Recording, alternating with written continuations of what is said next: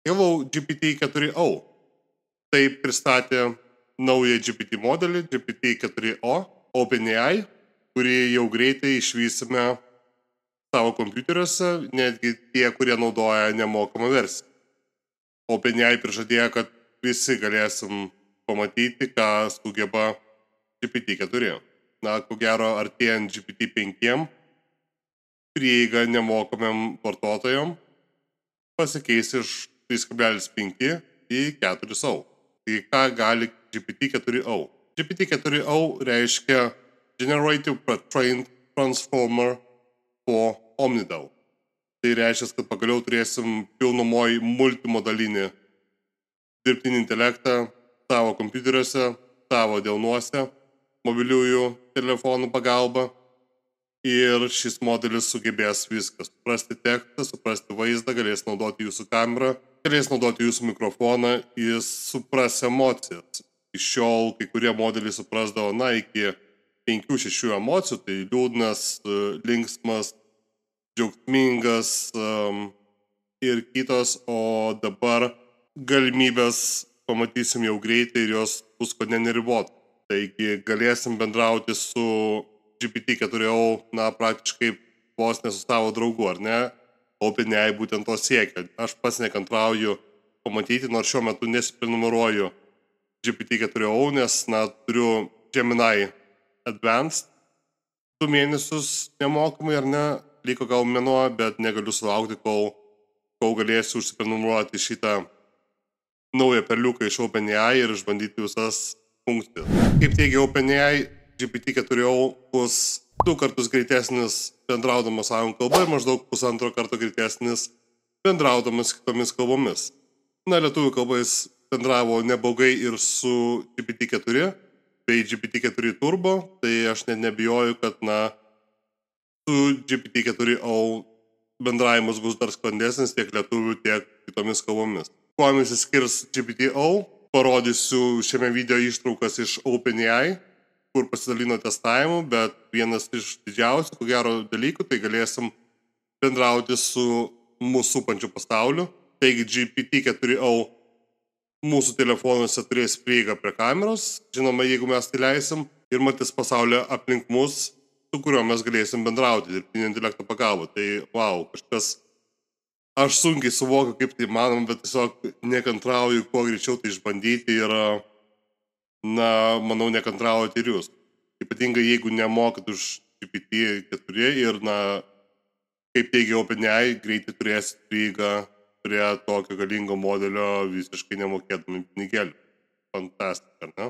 Kaip teigia OpenAI, kiekvienas turės prieigą prie GPT-4o, galės įvesti balsą, galės įvesti tekstą, tik kiek man žinoma, kiek teko paskaitinėti, kiek žiūrinėjau OpenAI svetainę, tai nemokantis pinigų vartotojai bus apriboti ir jie negalės naudotis kameros galimybę. Tai yra regos funkcija. Ta prasme, kad GPT-4o bus šiek tiek kvailesnis, ta prasme, nematys pasaulio aplink mus, bet manau, daugumą norės išbandyti šį funkcionalumą ir tai bus kur kas geriau už Google Lens, kuris, supranta statinius vaizdus, tačiau nesupranta judančių ir filmuojančių tuo pačiu vaizdų, kurie yra filmuojami realiu laiku.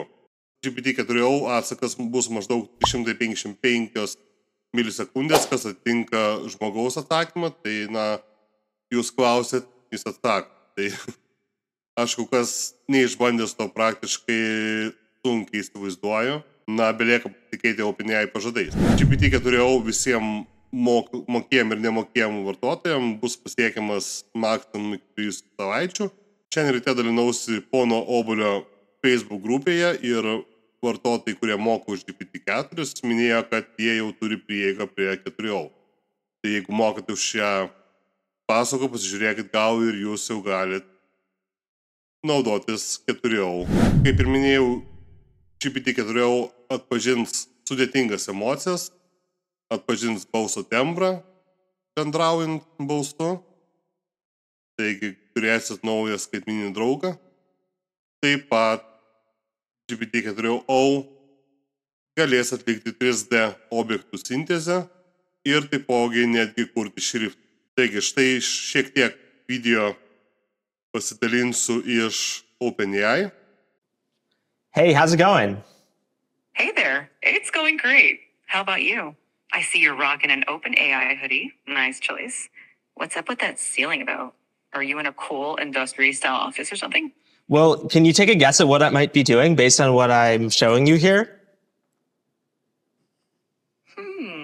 From what I can see, it looks like you're in some kind of recording or production setup. With those lights, tripods, and possibly a mic, it seems like you might be gearing up to shoot a video or maybe even a live stream. Are Yeah. you content? In fact, we've got a new announcement to make. That's exciting. Announcements are always a big deal. Judging by the setup, it looks like it's going to be quite the professional production. Is this announcement related to OpenAI, perhaps? It is. I'm intrigued. And in fact, what if I were to say that you're related to the announcement or that you are the announcement? Me? The announcement is about me? Well, color me intrigued. Are you about to reveal something about AI? Or more specifically about me as a part of OpenAI? You've got me on the edge of well, I don't really have a seat, but you get the idea. What's the big news? Yeah, we've got a new model that can interact with the world through audio, vision, and text. OpenAI invited myself and my son Imran here to try out some of their new technology. And so we're curious about how good it might be at tutoring someone in math on Khan Academy. So let's get it started. It's loading up. All right, make sure it can see our screen. Actually, in this format, Hello there. I can't. I'm here with my son, and I'd love you to tutor him on this math problem, but don't give him the answer. You can ask questions and nudge him in the right direction, but I really want to make sure he understands it himself. And he's here in the room, so you can talk to him directly. Of course, I'd be happy to help.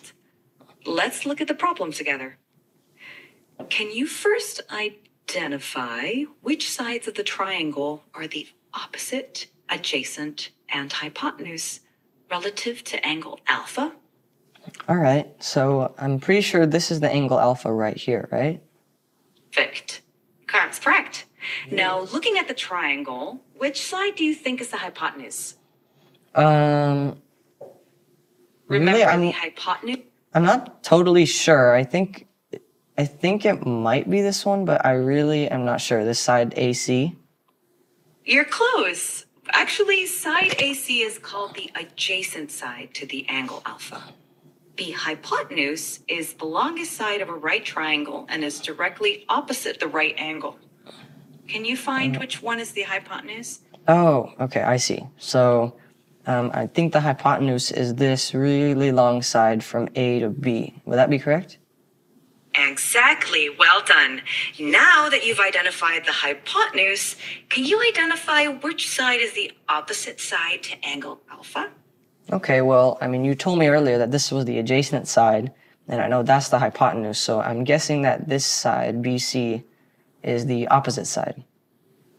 Great deduction. That's absolutely correct. Now that you've identified all the sides relative to angle alpha, do you remember the formula for finding the sine of an angle in a right triangle?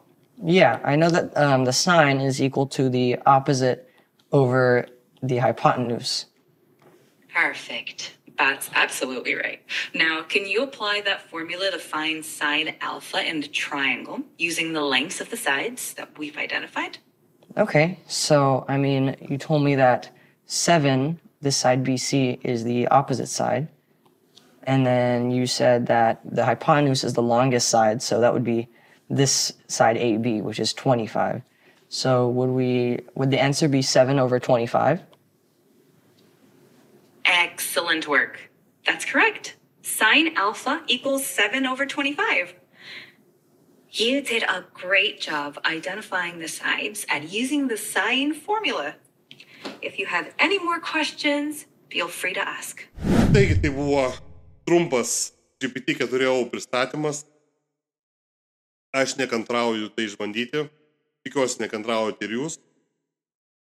Ir šiam kartui tiek. Iki sekančio video nepamirškit pamėgti video, galbūt pasidalinti, užsiprenumeruot kanalą ir ate.